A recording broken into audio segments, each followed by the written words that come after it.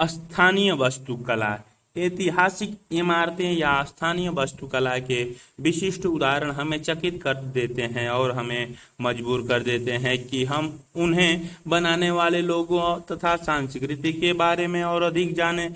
इसका न केवल वास्तुकला सौंदर्य, बौद्ध इतिहास, अभिलेख, पर्यावरण, पुरातत्व की दृष्टि से महत्व है, बल्कि राजनीतिक, आध्यात्मिक तथा प्रतीकात्मक मूल्य भी है। परंतु इसका सबसे पहला प्रभाव भावनात्मक है, जो हमारी सांस्कृतिक पहचान और निरंतरता का प्रतीक है, हमारी विरासत का एक अंग है। सर बर्नड बिल्डेन क्रियाकलाप 3.1 क्लास 11th समय कक्षा कार्य और गृह कार्य। अपने कस्बे, शहर, आसपास की कम से कम 20 अलग अलग प्रकार की इमारतों की सूची बनाएं। बच्चों के अलग अलग समूह शहर के विभिन्न हिस्सों पर ध्यान केंद्रित कर सकते हैं। प्रत्येक इमारत का महत्व।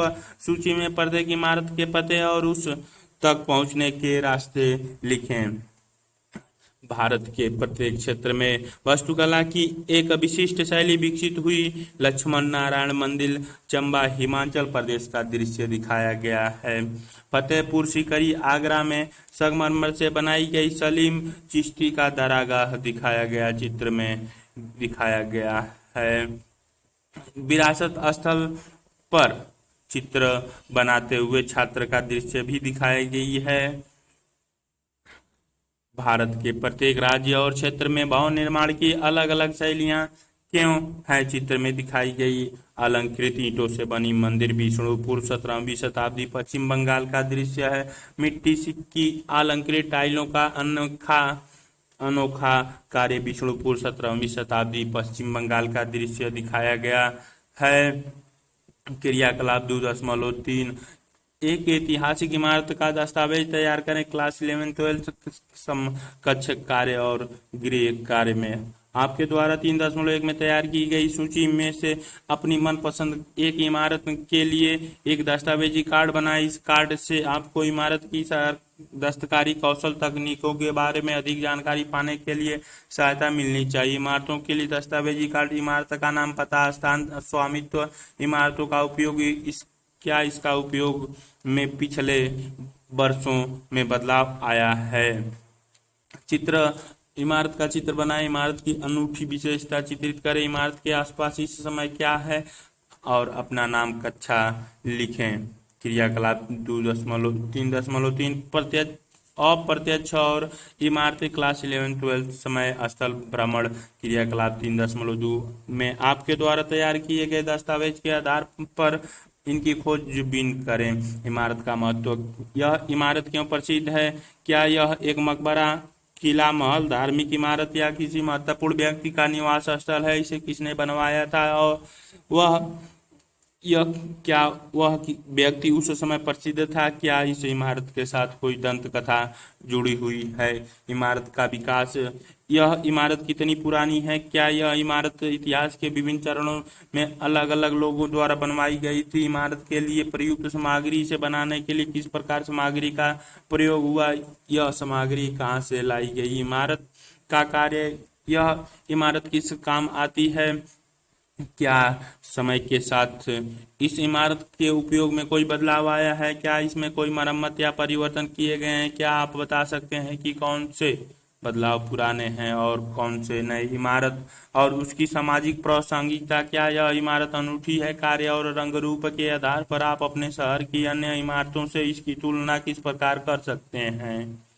क्या यह इमारत आपको उन दिनों के सामाजिक जीवन के बारे में कोई संकेत देती है जब इसका निर्माण किया गया था? इमारत को देखते हुए क्या आपको लगता है कि उन दिनों की जीवन शैली आज की जीवन शैली के समान थी या नहीं? चित्र में दिखाई गई हैं जाली सीदी सैयद मस्जिद, अहमदाबाद, गुजरात का ये जाली जैसा मस्जिद बना। चित्रकारी मुक्त महल, आमेर का किला, जयपुर, राजस्थान का ये किला दिखाया गया है। दृश्य में प्रकट किया गया है। क्रियाकलाप 3.4 सामग्री गुणवत्ता और कार्य। क्लास 11-12 समय स्थल भ्रमण, अपने आसपास की किसी एक महत्वपूर्ण इमारत का भ्रमण करें। चुनी गई इमारत का बनाने में इस्तेमाल की गई विभिन्न सामग्री की सूची बनाएं। विभिन्न वस्तुएं सामग्री की सूची के साथ एक चार्ट बनाएं जिसमें इसकी संबंधित दस्तकारी विशेषज्ञता और उनके उपयोग व कार्य का भी उल्लेख करें। वस्तु, दरवाजा, सामग्री, लकड़ी, दस्तकारी, बढ़ई, गिरी कौशल, यह सामग्री क्यों इस्तेमाल की गई, ये टिकाऊपन, उपलब्धता चित्र में दिखाई गई है। ये इमारत दृश्य में दिखाई गई है। इमारत में जो बनी काफी ऊंची इमारत का रूपरेखा तैयार किया गया है। ये ताजमहल आगरा उत्तर प्रदेश का दृश्य है। पत्थर चूने का पत्थर रंग, पोत और उद्भव में अलग अलग होते हैं। इस चट्टान में मुख्यतः रूप से खनिज और कैल्साइट होते हैं। वनस्पति और जंतु दोनों ही इसके निर्माण में योगदान देते हैं। बलुआ पत्थर हवा, पानी और बर्फ की मिलीजुली गतिविधियों से बनने वाली तलछट चट्टानें हैं। बलुआ पत्थर का इस्तेमाल भारत की अनेक ऐतिहासिक इमारतों को बनाने में किया गया है।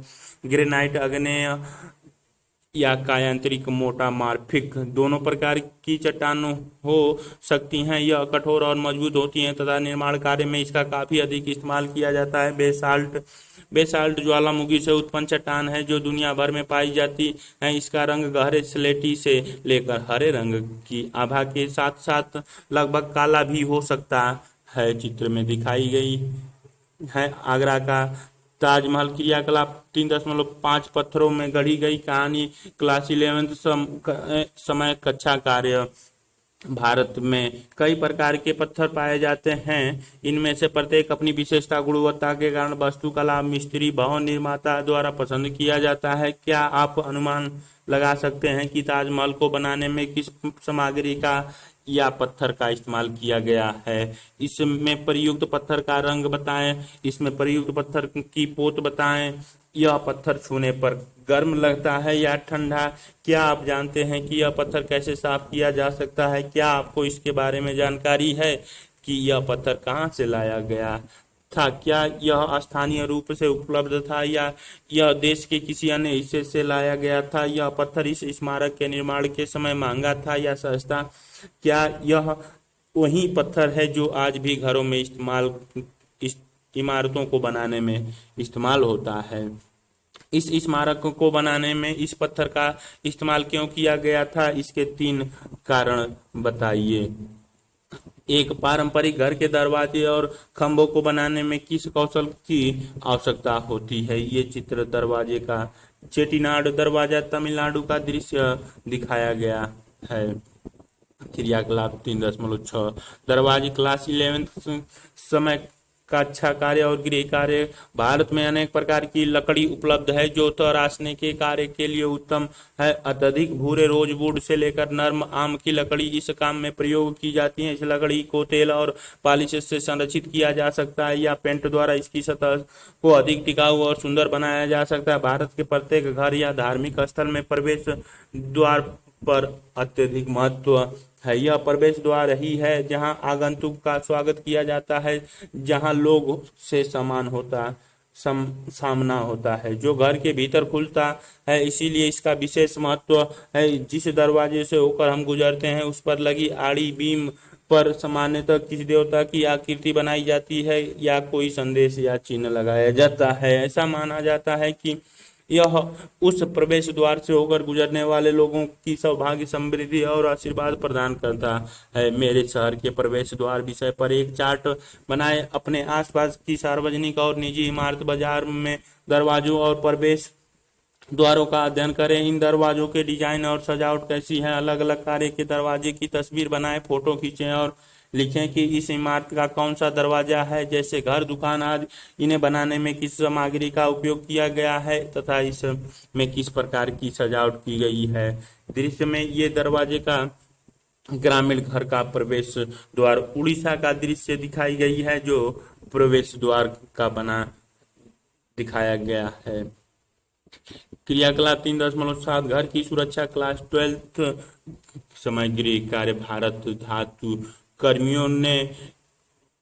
धातु कर्मियों ने शताब्दी से घरों या सार्वजनिक इमारतों में के प्रवेश द्वार को सुरक्षित बनाने के लिए कई प्रकार के ताले बनाए हैं। इनमें से कुछ तालों को रोचक बनाने के लिए कुत्तों, घोड़ों या बिच्छुओं के रूपों में भी डिजाइन किया गया। इन तालों का इस्तेमाल दरवाजों या बक्सों को बंद करने के लिए किया जाता था और इसमें ताला लगाने की प्रक्रिया और कुंजियों का प्रयोग चतुराई से किया जाता था। निम्नलिखित में से किसी एक विषय को चुनें और मनोरंजक तथा अनोखी वस्तुओं का एक एल्बम बनाएं। अपने इलाके में दरवाजे पर लगाए जाने वाले ताले, घरों की छत पर हवा की दिशा बताने वाला उपकरण, अलग अलग डिजाइनों के दरवाजे, दरवाजों और दुकानों पर अंकित चिन्ह दृश्य में दिखाई गई हैं। अलग अलग दरवाजे और ये ताले का डिजाइन दिखाई गई है जो पारंपरिक ताला का डिजाइन है। ये दरवाजे भी काफी ऊंचे ऊंचे दिखाए गए हैं।